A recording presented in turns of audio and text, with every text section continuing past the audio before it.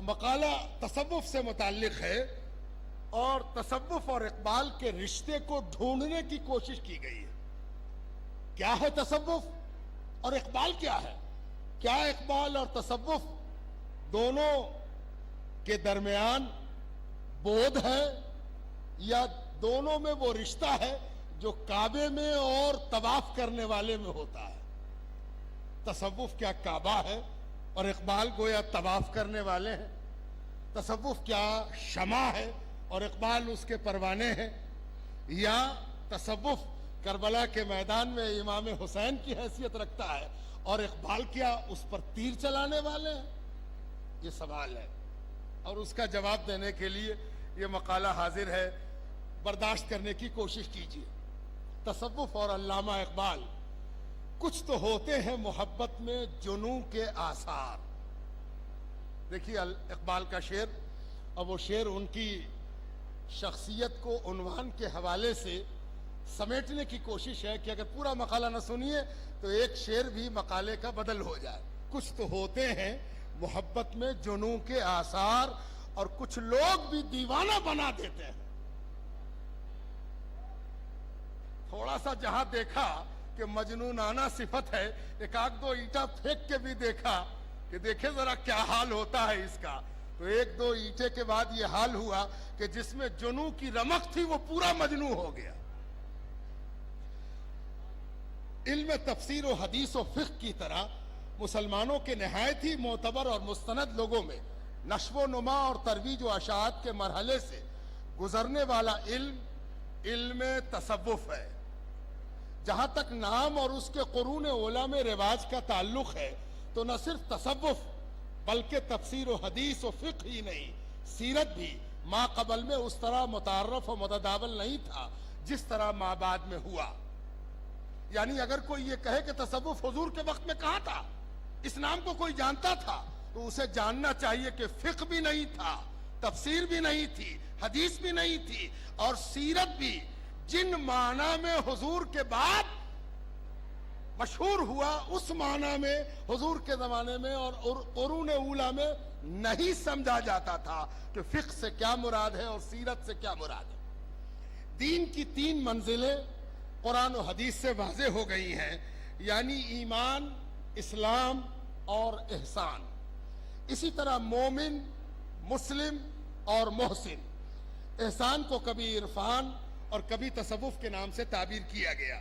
خود کو محسن کہنے اور کہلانے کے بجائے شاید یہ عاجزی اور انکساری کا جذبہ رہا ہوگا کہ انہیں صوفی کہا گیا.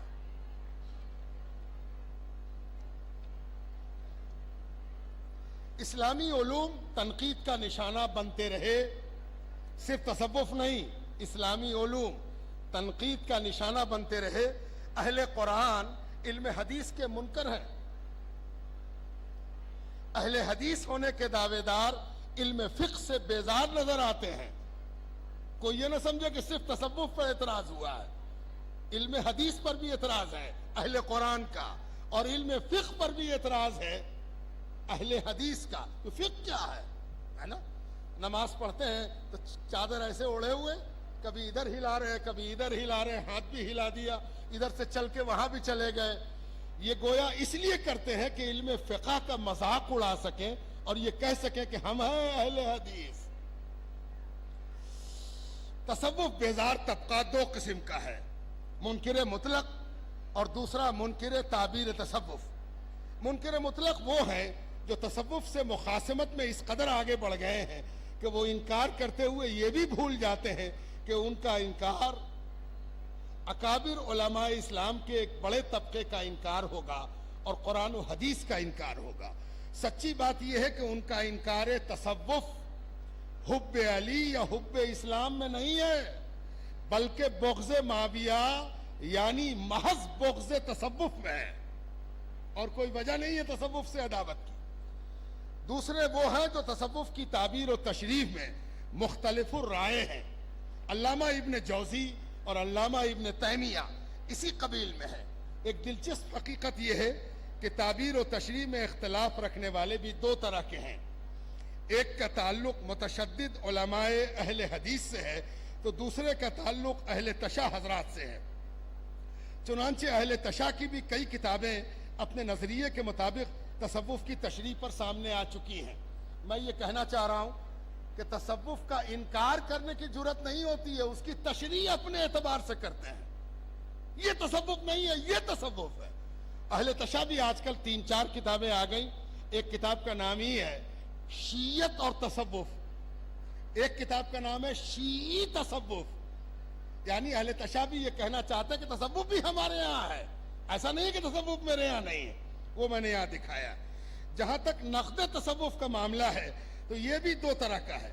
एक तनकीद वो है जो तसव्वुफ पर लिखने और बोलने वाले बाहरी हजरात ने की है, और दूसरी तनकीद वो है जो खुद मुस्तनद सूफियाए किराम ने अपनी तकारीर और तहारीर में फरमाई है। चुनांचे किताबुल लुमा हो या रिसाले कुशैरिया, अत्तारुफ लिमज़हब अरबाबी तसव्वुफ, या अवारिफुल मारिफ, कश्फुल महजूब हो या आदाबुल मुरीदीन, सभी में मुअल्लिफ सूफी बासफा ने नकली सूफी नुमा या मुतसव्विफीन की मजम्मत और रद्द फरमाई है। इसलिए अगर कोई असल के तहफ़्फ़ुज़ के लिए नकल से बेजार हो, वो तसव्वुफ मुखालिफ नहीं हो सकता। इसलिए अगर कोई असल के तहफ़्फ़ुज़ के लिए नकल से बेजार हो तो वो तसव्वुफ मुखालिफ नहीं हो सकता। किसी भी सेहतमंद नशोनुमा के सफर में इख्तिलाफ राय कोई हैरत की बात नहीं है। फ़ुक़हा का इख्तिलाफ अज़हरुम मिन अश-शम्स है।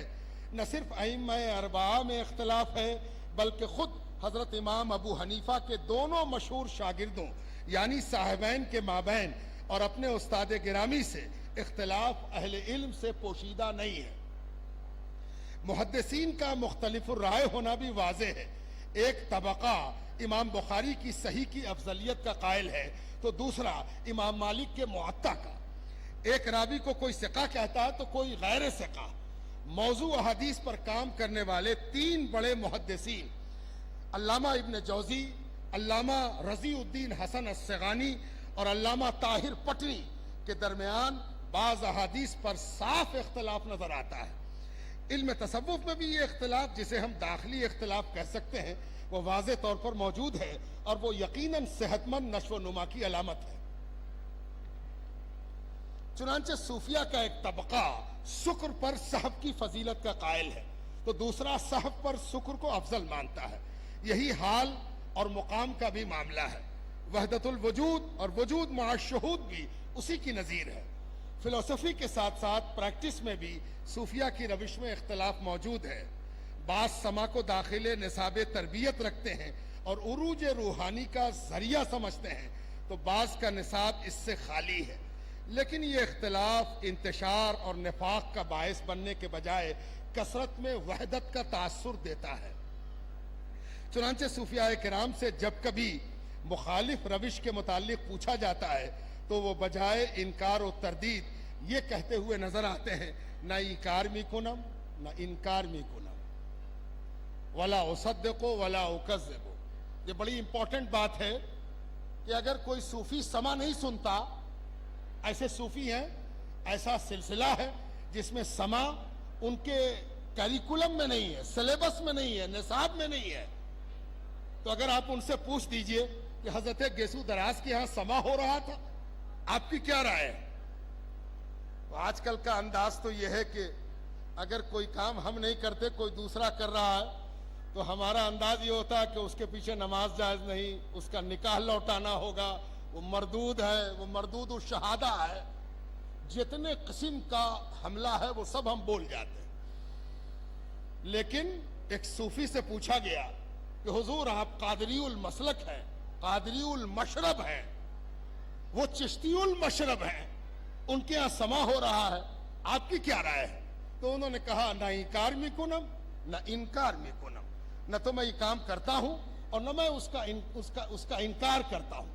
अरबी में कहा वला उसद्दिक़ु वला उकज़्ज़िबु, न मैं उसकी तस्दीक करता हूं न मैं उसकी तकज़ीब करता हूं। ये सूफिया का मशरब है। ये दुनिया के 80% मसाइल का हल है। ये हुई नहीं है, ये सूफी की कहानी नहीं सुनाई जा रही है, ये मसाइल का हल है। और एक बार एक सूफी से पूछ दिया गया कि आप जब समा नहीं सुनते तो सुनने वाले से क्यों आपको इतनी अकीदत है कि आप कह रहे हैं कि हम इनकार भी नहीं करते? तो जवाब सुन लीजिए।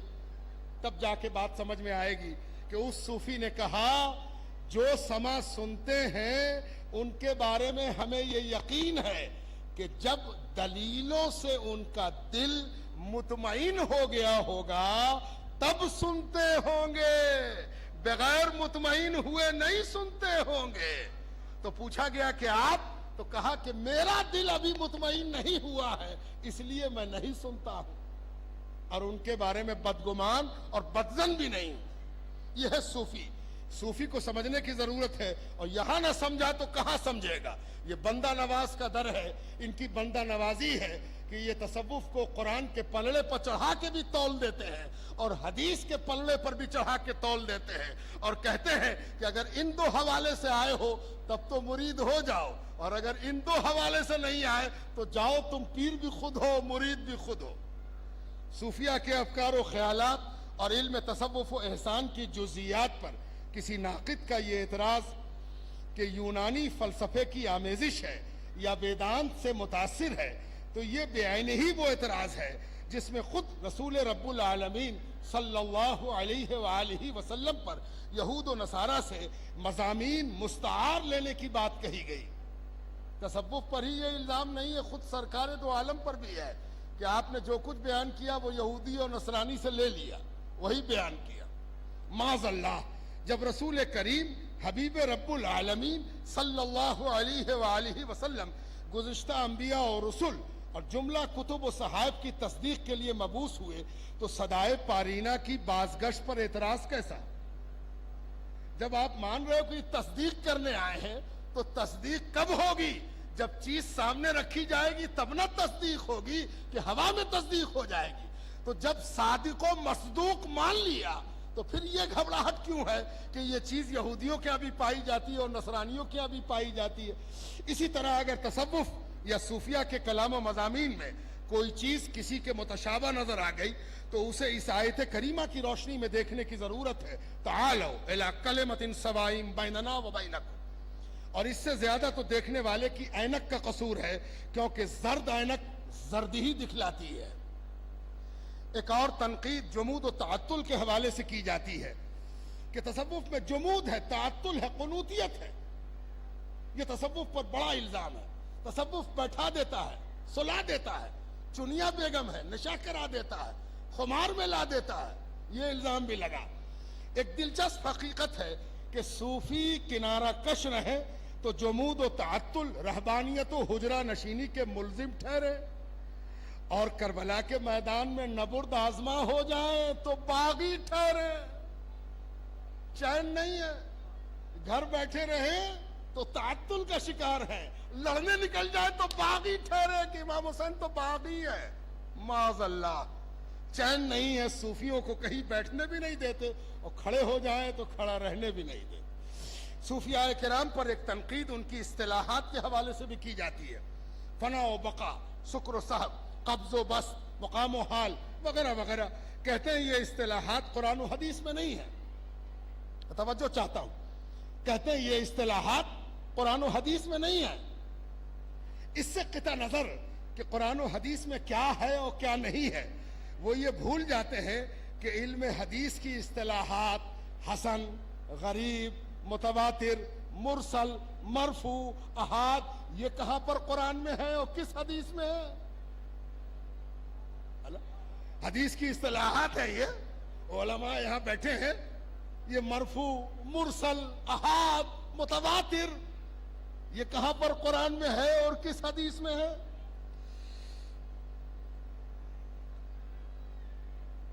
کیا عہد نبوی علی صاحب الصلاۃ والتسلیم اور عہد صحابہ میں احادیث کے فن کے یہ اصطلاحات متعارف و متداول تھے؟ فقہ کی اصطلاحات فرض، واجب، مستحب، مکروہ، تحریمی، مکروہ تنزیہی، کیا اسی معنی میں قرون اولیٰ میں مستعمل و متعارف تھی؟ سوالیہ نشان۔ کسی کو قرآن کریم سبا کیا 10 قرآت سے یاد ہو اور احادیث کا حافظ ہو، لیکن اسے فقہ و حدیث کی ان اصطلاحات کا کوئی علم نہ ہو، تو کیا آج کی تاریخ میں کوئی جامعہ یا دارالعلوم اسے عالم کی سند دے گا؟ ظاہر نہیں دے گا۔ کہے گا تم کو قرآن یاد ہے، حدیث یاد ہے، تم عالم اس وقت تک نہیں ہوگے جب تک تم کو یہ نہ معلوم ہو کہ کون سی حدیث حسن ہے اور کون سی مرفوع ہے اور کون سی مرسل ہے۔ تو جب یہ حدیث کے لیے ضروری ہو گیا تو تصوف میں حیرت کیوں ہو گئی؟ تصوف پر تنقید و تحقیر کے جذبے نے اس کی خدمات کے دیدار سے محروم کر دیا۔ چونکہ میرا مقالہ اپنے عنوان کا پابند ہے، اس لیے میں تصوف کے اجمالی تعارف کے بعد اب علامہ اقبال اور تصوف کے رشتے کی طرف پلٹ جاتا ہوں۔ اردو ادب میں علامہ اقبال بڑی جاذب نظر اور پرکشش شخصیت کا نام ہے۔ علامہ اقبال کی فارسی شاعری بڑی بلند، پختہ اور رواں ہے، لیکن خود فارسی دنیا میں اسے وہ مقبولیت حاصل نہیں ہو سکی جو ان کے اردو کلام کو اردو دنیا میں حاصل ہوئی۔ لیکن اقبال شناسی کے لیے ان کے اردو اور فارسی کلام کے ساتھ ساتھ ان کی نثری نگارشات کا مطالعہ بھی ناگزیر ہے۔ میری ناقص رائے میں علامہ اقبال کی تخلیقات کا مطالعہ اسے کئی ادوار یا کئی مزاج میں تقسیم کرنے کا متقاضی ہے۔ ایک دور وہ ہے جس میں علامہ کے اشعار ان کی وطن پرستی، وطن دوستی اور نیشنلزم کی آئینہ دار ہیں۔ ان کی نظمیں ہمالہ، ترانے ہندی، ہندوستانی بچوں کا قومی گیت، نیا شوالا اس دور کی آئینہ دار ہیں، جس میں سارے جہاں سے اچھا ہندوستان ہمارا اور سچ کہہ دوں اے برہمن گر تو برا نہ مانے، یہ وہ دور ہے جو علامہ اقبال نیشنلزم میں نہائے ہوئے ہیں، جس کو ہم کہہ سکتے ہیں کہ راشٹر بھکتی میں سمائے ہوئے ہیں۔ دوسرا دور وہ ہے جس میں اقبال لینن کے حضور میں نظر آتے ہیں، لینن کے پاس ہیں، لینن کے حضور میں نظر آتے ہیں، اور جس دور کی غمازی ان کا یہ شعر کرتا ہوا نظر آتا ہے، جس کھیت سے دہقاں کو میسر نہیں روزی، اس کھیت کے ہر خوشہ گندم کو جلا دو۔ انداز آپ کو لگ گیا ہوگا کہ علامہ کس لب و لہجے میں بات کر رہے ہو، کس کے اثرات ہیں، لینن کے حضور سے کیا رشتہ ان کا ہے۔ تیسرا دور وہ ہے جس میں اقبال در تصوف پر اس انداز سے کھڑے نظر آتے ہیں کہ بے ساختہ زبان پر آ جاتا ہے لکل داخل دہشہ۔ حدیث پاک میں آتا ہے وہ سرکار دو عالم صلی اللہ علیہ وسلم کو جو پہلی بار دیکھتا تھا وہ مروب ہو جاتا تھا۔ ایک بار نظر جہاں پڑی سرکار دو عالم پر صلی اللہ علیہ وآلہ وسلم پر، مروب ہونا طے تھا۔ اسی لیے صحابہ ادب سے نظر جھکائے رہتے تھے اور کافر دیکھنے سے گھبرائے رہتے تھے۔ اسی لیے حدیث کے الفاظ لکل داخل دہشہ، ہر داخل ہونے والے پر یہ لازم ہے کہ اللہ کے مظہر کی دہشت اس پر قائم ہو جائے۔ علامہ اقبال پر بھی تصوف کے لیے کچھ اسی طرح کی دہشت شروع میں نظر آئی ہے۔ تیری نگاہ میں ہے معجزات کی دنیا، میری نگاہ میں ہے حادثات کی دنیا، تخیلات کی دنیا غریب ہے لیکن غریب تر ہے حیات و ممات کی دنیا، عجب نہیں کہ بدل دے اسے نگاہ تیری، بلا رہی ہے تجھے ممکنات کی دنیا۔ یہ وہ دور ہے جب اقبال یہ کہہ رہے ہیں۔ یہی وہ دور ہے جب علامہ یہ دعا کرتے ہوئے بھی نظر آتے ہیں، خرد کی گتھیاں سلجھا چکا میں، میرے مولا مجھے صاحب جنوں کر، میرے مولا مجھے صاحب جنوں کر۔ یہ وہ دور ہے جس میں ابھی علامہ جھول رہے ہیں۔ تصوف مخالفت اور تصوف محبت دونوں کے درمیان علامہ کے جھولنے کا معاملہ ہے۔ تو کسی نے کہا جنوں تب سمجھ میں آئے گا جب تم خود صاحب جنوں ہو جاؤ، تو کہا میرے مولا مجھے صاحب جنوں کر تاکہ میں تصوف کی حقیقت سمجھ سکوں۔ ایک شعر اور، وہ کچھ کشمکش کی غمازی کرتا ہوا علامہ اقبال کہتے ہیں، اسی کشمکش میں گزری میری زندگی کی راتیں، کبھی سوز و ساز رومی، کبھی پیچ و تاب رازی۔ یہ علامہ اقبال، اور اب جو علامہ اقبال جہاں داخل ہو رہے ہیں، مولانا سعید اکبر آبادی فرماتے ہیں، بہت مشہور نام ہے اردو ادب میں مولانا سعید اکبر آبادی کا، وہ فرماتے ہیں کہ اقبال کا سارا کلام تصوف ہے۔ جس کو فلسفہ اقبال کہا جاتا ہے وہ بھی در حقیقت تصوفی ہے، کیونکہ وہی مابعدت طبیعاتی حقائق ہیں۔ اگر ان کو منطقی پیرایہ بیان میں منطقی استدلال کے ساتھ بیان کیا جائے تو وہ فلسفہ ہے، لیکن اگر ان حقائق کو جذباتی طور پر شعور و وجدان کی اساس پر ثابت کیا جائے تو اسی کا نام تصوف ہوگا۔ مولانا سعید اکبر آبادی علامہ اقبال کے تصوف منکر ہونے کے قائلین کا بھی ذکر چھیڑتے ہیں کہ کون کون علامہ کو تصوف کا منکر مانتا ہے، منکر ہونے کا قائل ہے، اور فرماتے ہیں چونکہ اقبال کے پاس جامع پارسائی نہ تھا، اس بنا پر بہت سے حضرات جن میں اکبر الہ آبادی اور خواجہ حسن نظامی ایسے نکتہ داں اور نکتہ شناس ارباب علم و ادب شامل ہیں، اقبال کو تصوف کا منکر اور مخالف سمجھ بیٹھے اور اس حقیقت سے ان پر تنقید کر گئے۔ حوالے موجود ہیں، جو چاہے دیکھیں گے، مقالہ چھپے گا۔ تصوف اور اقبال یا اقبال اور تصوف ایک ایسا موضوع ہے جو کثیر البحث ہے۔ ایک سرسری نظر میں 4 مستقل کتابیں اور 50 مضامین اس حوالے کے لیے پیش نظر ہیں۔ اقبال اور تصوف کے عنوان سے آل احمد سرور، پروفیسر محمد فرمان کی کتابیں ملتی ہیں۔ تیسری کتاب اقبال اور مسلک تصوف کے عنوان سے ابو اللیث صدیقی کی ہے، اور چوتھی ڈاکٹر بشیر احمد کی نظریہ تصوف اور اقبال ہے۔ اقبال پر کثرت سے کتابیں اور مضامین منظر عام پر آئے، لیکن سب سے زیادہ اقبال کے حوالے سے جو موضوع محل بحث بنا وہ اقبال اور تصوف کا رشتہ ہے۔ ناقدین اقبال ان کو تصوف پسند یا تصوف بیزار ثابت کرنے میں مختلف الخیال ہیں۔ ایک گروہ ان کو ناقد تصوف اور بدعقیدہ تصوف قرار دیتا ہے، اور وہ دلیل کے طور پر علامہ کے وہ اشعار پیش کرتا ہے جو وجودی تصوف کے لیے منفی تیور رکھتے ہیں۔ بے عمل دعویٰ داران تصوف اور نظام خانقہی کو اپنی نااہلیت سے برباد کرنے والوں پر علامہ کی تنقید بھی اس کا سبب بنی۔ قم بِإِذْنِ اللہ کہہ سکتے تھے جو رخصت ہوئے، خانقاہوں میں مجاور رہ گئے یا گورکن۔ میں نے سمجھ میں بات نہیں آتی کہ اگر کوئی اس شعر کو ان کی تصوف مخالفت کے لیے دلیل بناتا ہے تو پہلے مصرے کا کیا کرے گا؟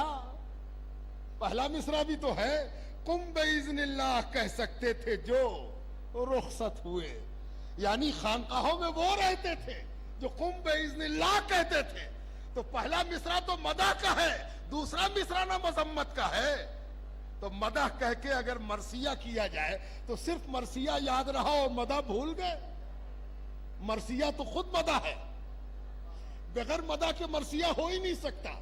دشمن کا مرثیہ نہیں کہتا آدمی، دوست کا مرثیہ کہتا ہے۔ تو اگر یہ مرثیہ ہے تو تصوف دوستی تو ثابت ہو گئی۔ باغی مرید کے عنوان سے اقبال دولت پسند پیروں کو یوں نشانہ بناتے ہیں، ہم کو تو میسر نہیں مٹی کا دیا بھی، گھر پیر کا بجلی کے چراغوں سے ہے روشن۔ نذرانہ نہیں سود ہے پیران حرم کا۔ اور دیکھیے ذرا اقبال کیسی کڑوی کسیلی ہے نا، بالکل نفی تلی انی سے وار ہو رہا ہے۔ نذرانہ نہیں سود ہے پیران حرم کا، ہر خرقہ سالوس کے اندر ہے مہاجن۔ میراث میں آئی ہے انہیں مسند ارشاد، زاغوں کے تصرف میں ہے عقابوں کا نشیمن۔ ایک جگہ بے روح ذکر و مراقبے پر تنقید کرتے ہوئے کہتے ہیں، یہ ذکر نیم شبی، یہ مراقبے، یہ سرور تیری خودی کے نگہباں نہیں تو کچھ بھی نہیں۔ اسی خودی کو سمجھانے کے لیے تو یہ صاحب خودی بیٹھے ہیں گیسو دراز۔ یہ ذکر نیم شبی، یہ مراقبے، یہ سرور۔ مصطفیٰ شریف صاحب مراقبے پر زور دے رہے تھے، اقبال نے اس میں تھوڑا سا اضافہ کیا اور کہا ہاں مراقبہ تو ہو، تیری خودی کے نگہباں نہیں تو کچھ بھی نہیں۔ ہندی اسلام کے عنوان سے یہ شعر بھی دیکھیے، اے مرد خدا تجھ کو وہ قوت نہیں حاصل، جا بیٹھ کسی غار میں اللہ کو کر یاد۔ پیر حرم کے عنوان سے یہ کڑوا اعلان بھی سنیے، اے پیر حرم رسم و رہے خانقہی چھوڑ، اے پیر حرم رسم و رہے خانقہی چھوڑ، مقصود سمجھ میری نوائے سحری کا۔ اور یہ پکار بھی سن لیجئے کہ نکل کر خانقاہوں سے ادا کر رسم شبیری، نکل کر خانقاہوں سے ادا کر رسم شبیری کہ فقر خان قہی ہے فقط اندوہ و دلگیری۔ ایک اور طبقہ علامہ اقبال کو تصوف بیزار یا تصوف مخالف ثابت کرنے میں پیش نظر آتا ہے، اور یہ وہ طبقہ ہے جو ہمیشہ سے تصوف بیزار رہا ہے، اور علامہ کی عبقری شخصیت اور مقبولیت کی وجہ کر ان کا بن بیٹھنے کے لیے کوشاں اور انہیں اپنا ثابت کرنے کے لیے ایسے نعروں کی ضرورت لگاتار سمجھتا ہے۔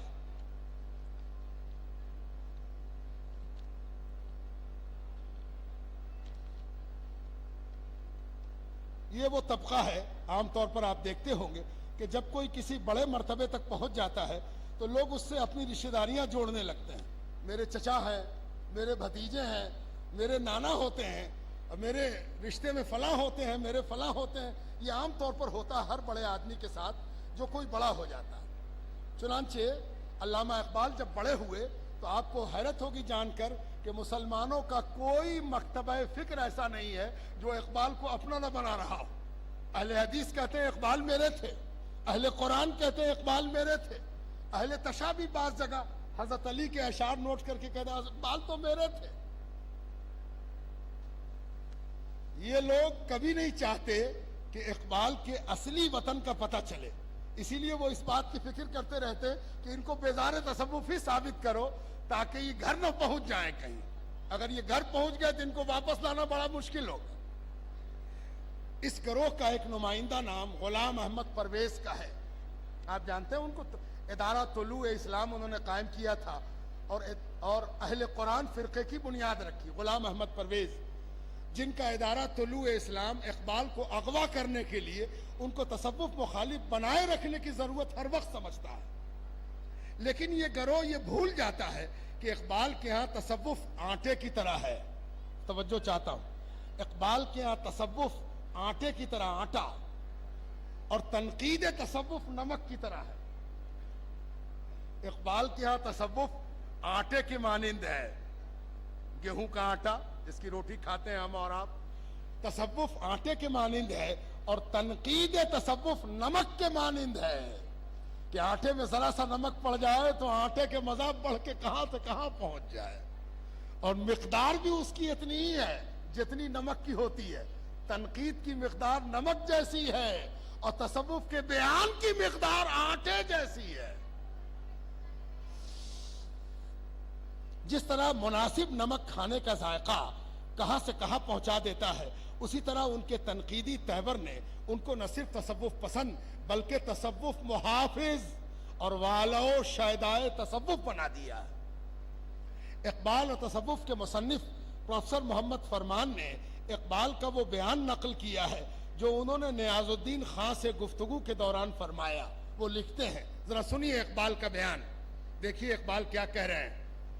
نیاز الدین خان نے ان سے زیارت رسول کریم صلی اللہ علیہ وآلہ وسلم کا ذکر کیا تو اقبال نے کہا، نیاز صاحب نے کہا سرکار کی زیارت ہوئی ہے صلی اللہ علیہ وسلم، تو اقبال نے کیا کہا؟ مبارک ہو، اس زمانے میں یہ بڑی سعادت ہے۔ قرآن کثرت سے پڑھنا چاہیے تاکہ قلب محمدی نسبت پیدا کرے، تاکہ قلب محمدی نسبت پیدا کرے علی صاحب الصلاۃ والتسلیم۔ اس نسبت محمدیہ کی تولید کے لیے کیسے پیدا ہو، نسبت محمدیہ قلب میں کیسے پیدا ہو، اس کے لیے یہ ضروری نہیں کہ قرآن کے معانی بھی آتے ہوں۔ اور توجہ چاہتا ہوں، ایک بڑا طبقہ ہے جو قرآن کو سمجھ کے پڑھنے کی لیاقت نہیں رہتا، لیکن اس کے اندر ایک لیاقت موجود ہے کہ وہ اگر چاہے تو درے گیسو دراز سے جو خود بھی محمد ہیں، غلام محمد ہیں، چاہیں تو یہاں سے نسبت محمدیہ وہ اپنے قلب میں لے کر جا سکتے ہیں۔ اقبال کہتے ہیں اس نسبت محمدیہ کی تولید کے لیے یہ ضروری نہیں کہ قرآن کے معنی بھی آتے ہوں، خلوص دل کے ساتھ محض قرات کافی ہے، خلوص دل کے ساتھ محض قرات کافی ہے۔ میرا عقیدہ ہے، اب اقبال کا عقیدہ سنیے، اور فیصلہ آپ کیجئے. ہم کون ہوتے ہیں فیصلہ کرنے والے؟ اور فرشتے فیصلہ کریں.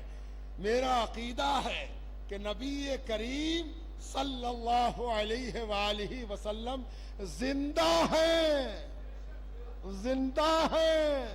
اور آگے سنیے اقبال کیا کہتے ہیں. اور اس زمانے کے لوگ بھی اسی طرح مستفیض ہو سکتے ہیں جس طرح صحابہ کرام ہوا کرتے تھے، جس طرح صحابہ کرام ہوا کرتے تھے.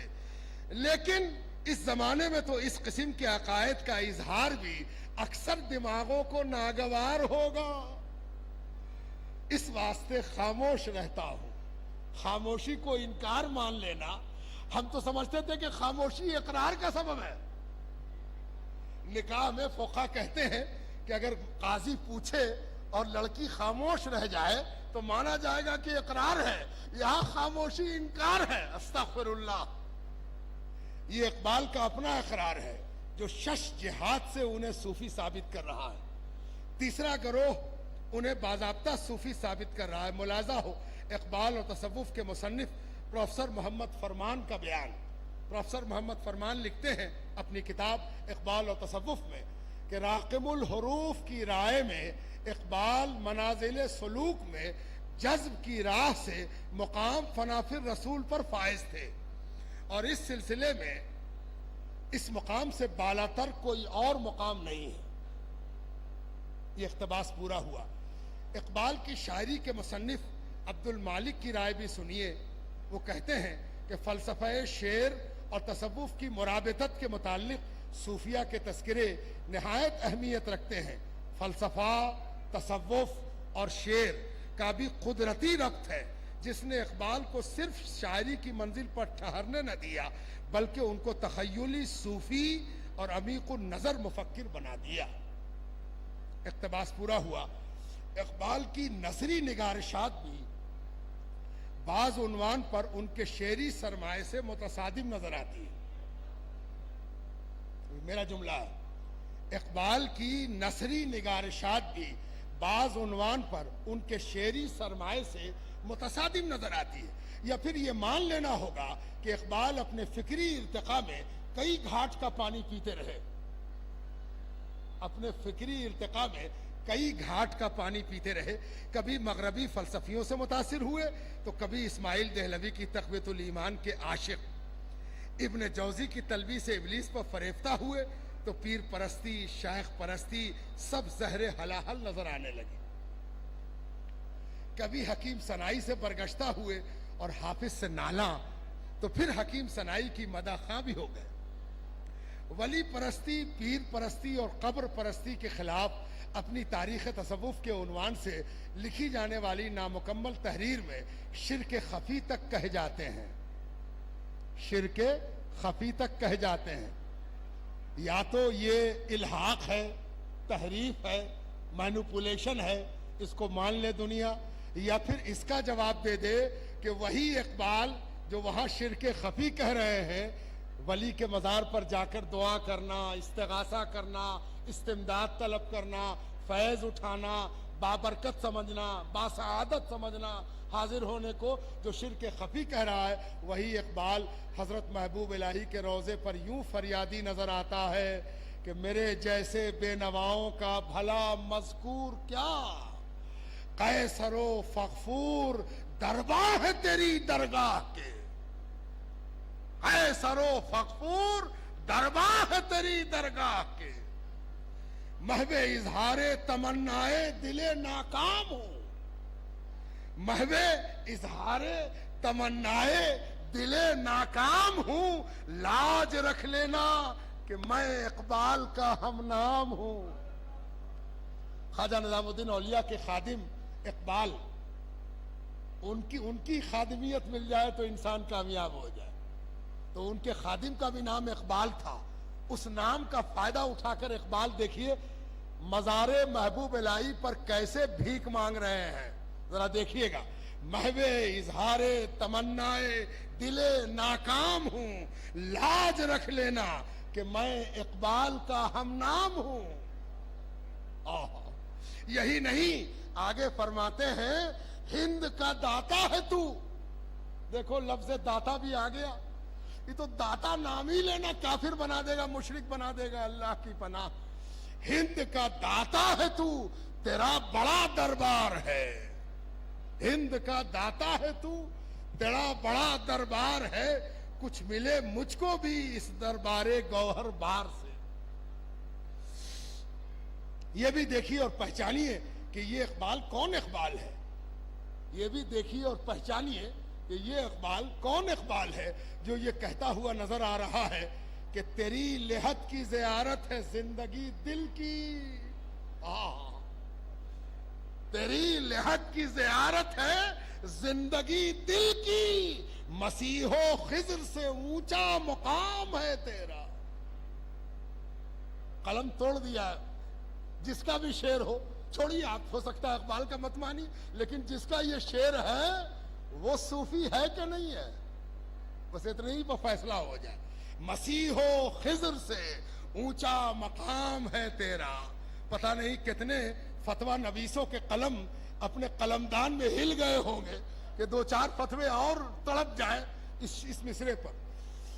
تیری لحد کی زیارت ہے زندگی دل کی, مسیح و خضر سے اونچا مقام ہے تیرا. یہ حضرت محبوب الہی کی شان میں کہا گیا وہ شعر ہے جس شعر کی کوئی نظیر نہیں ہے. اقبال تصوف کے فلسفہ وحدت الوجود کے ناقد اور فلسفہ شہود کے ہم نوا تھے, لیکن یوسف سلیم چشتی کے نزدیک اقبال دور اخیر میں وجودی فلسفے کے قائل ہو گئے تھے. میں کیا جانوں, یوسف سلیم چشتی کہتے. اگر یہ صحیح ہے تو کوئی حیرت کی بات نہیں. اقبال منصور حلاج پر بھی تنقید کرتے ہوئے نظر آتے ہیں, لیکن اکبر الہ آبادی اور خواجہ حسن نظامی کی تنقید پر انہیں ایک خط میں یوں لکھتے ہیں, حلاج پر شبلی کی ایک کنکری کا جو اثر ہوا وہی حال میرا آپ کی تنقید سے ہوا. وہی حال میرا آپ کی تنقید سے ہوا. ایسی مثال حلاج کو قابل گردن زدنی مان کر نہیں دی جا سکتی. اگر کوئی یہ مثال دے رہا ہے تو وہ حلاج کو قابل گردن زدنی نہیں مانے گا, تبھی دے گا, مان کر نہیں دے گا. ایک شریف آدمی دار پر چڑھایا جائے تو وہ اپنی مثال ایک قاتل سے نہیں دے گا کہ اس کو جیسے چڑھایا تھا ویسے ہی چڑھا دیا. ارے نہیں, یہاں تو مثبت ہے یہ معنی. اقبال کی تصوف اور اہل تصوف پر کی گئی تنقیدوں میں ایک چیز بہت نمایاں ہے کہ ہر تنقید کے ساتھ تصوف کے ماضی یا اس کے غائب حسن کی تائید موجود ہے. رہا صوفی گئی روشن ضمیری. ظاہر ہے روشن ضمیری سے خالی ہونے کا مرثیہ اگر رلا رہا ہے تو یہ بھی تو بتا رہا ہے کہ صوفی روشن ضمیر ہوتے ہیں. اقبال کے ذوق تصوف کو باضابطہ ماننے کی سب سے بڑی دلیل ان کا دور اخیر اور اس دور میں حقیقت محمدیہ کے گرد ان کا طواف عاشقانہ ہے. توجہ چاہتا ہوں, اقبال کے ذوق تصوف کو باضابطہ ماننے کی سب سے بڑی دلیل اور ان کا دور اخیر اس دور میں حقیقت محمدیہ کے گرد ان کا طواف عاشقانہ ہے. کہتے ہیں ذکر و فکر و علم و عرفانم توئی. ذکر و فکر و علم و عرفانم توئی, کشتی و دریا و طوفانم توئی. دیکھیے نعت پاک بیان ہو رہی ہے, کشتی و دریا و طوفانم توئی. اقبال تڑپ کر کہتے ہیں نسخہ کونین را دیباچہ اوست. نسخہ کونین را دیباچہ اوست, جملہ عالم بندگانو خواجہ اوست. دیکھیے کیا کہہ گئے اقبال, کس ز سر عبدہ آگاہ نیست. کس ز سر عبدہ آگاہ نیست, عبدہ جز سر الا اللہ نیست.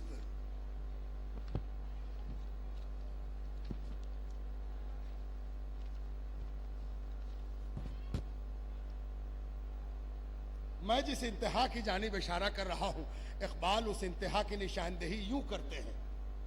اقبال کی انتہا ہو رہی ہے, عمر اخیر آ گئی، اب رخصتی کا وقت ہے۔ میں جس انتہا کی جانب اشارہ کر رہا ہوں، اقبال اس انتہا کی نشاندہی یوں کرتے ہیں: خلق و تقدیر و ہدایت، خلق و تقدیر و ہدایت ابتدا است، رحمت للعالمینی انتہا است۔ وہ دانائے سبل ختم الرسل مولائے کل جس نے، وہ دانائے سبل ختم الرسل مولائے کل جس نے غبار راہ کو بخشا فروغ وادی سینا، نگاہ عشق و مستی میں وہی اول وہی آخر، نگاہ عشق و مستی میں وہی اول وہی آخر، وہی قرآن وہی فرقان وہی یاسین وہی طٰہٰ۔ اس کے آگے میں نے اقبال کے سیدنا مولا علی سے رشتے کو بیان کیا جو انہوں نے پڑھ دیا، دوبارہ میں نہیں پڑھوں گا، ان کا احسان ہے کہ میرے مقالے کا ایک حصہ انہوں نے پڑھ دیا، اس لیے وہ آپ نے سن لیا، اس لیے اس کی تکرار کرنے کی ضرورت نہیں۔ کوئی صوفی ہو اور حضرت علی سے تعلق نہ ہو، یہ ہو نہیں سکتا۔ صوفی ہوگا تو سارا سلسلہ حضرت علی کے واسطے سے سرکار دو عالم تک پہنچے گا۔ علی موجود ہے تو صوفی ہے، وہ علی موجود نہیں ہے تو پتہ نہیں کیا ہے۔ اقبال کے تصور خودی پر چند جملے عرض کرتے ہوئے میں رخصت ہونا چاہتا ہوں۔ اب آخری بات کہ عرفان ذات اور مرتبہ ابدیت یعنی رتبہ احسان یہ تصوف کا اصل مقصود ہے۔ اقبال نے کوئی نئی چیز نہیں بیان کی تھی، پتہ نہیں لوگوں کو حیرت کیوں ہو گئی۔ گیسو دراز علیہ الرحمہ والرضوان پوری زندگی یہ سکھاتے رہے کہ انسانیت بڑے قدر و منزلت کی چیز ہے۔ کسی صوفی نے انسانیت کی تحقیر نہیں سکھائی ہے، سب نے مرتبہ انسانیت سکھایا ہے۔ اسی لیے تو صوفی جنت کے بجائے خالق جنت کا طلبگار ہوتا ہے۔ اگر وہ عظمت انسانی کا عارف نہ ہوتا تو انعام پر بس کر لیتا، وہ تو خود منعم کا طلبگار ہے۔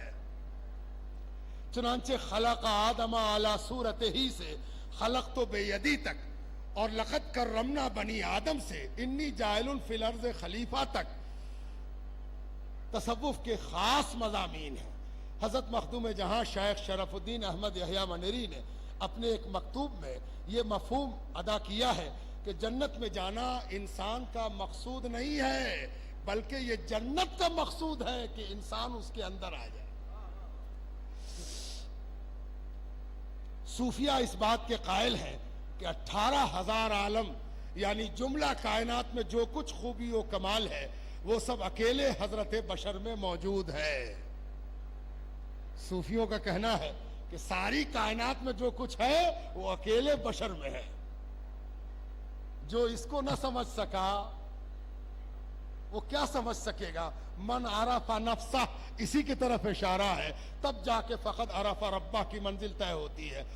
ایک شعر پر اقبال کی بات تمام کرتا ہوں کہ اقبال کہتے ہیں: بیا بمجلس اقبال یک دو ساغر کش، بیا آؤ آؤ آؤ بمجلس اقبال، اقبال کی مجلس میں آ جاؤ، یک دو ساغر کش، اور میرے میخانے سے ایک دو ساغر تم بھی چکھو، تم بھی پی لو، کھینچو تم بھی لے لو۔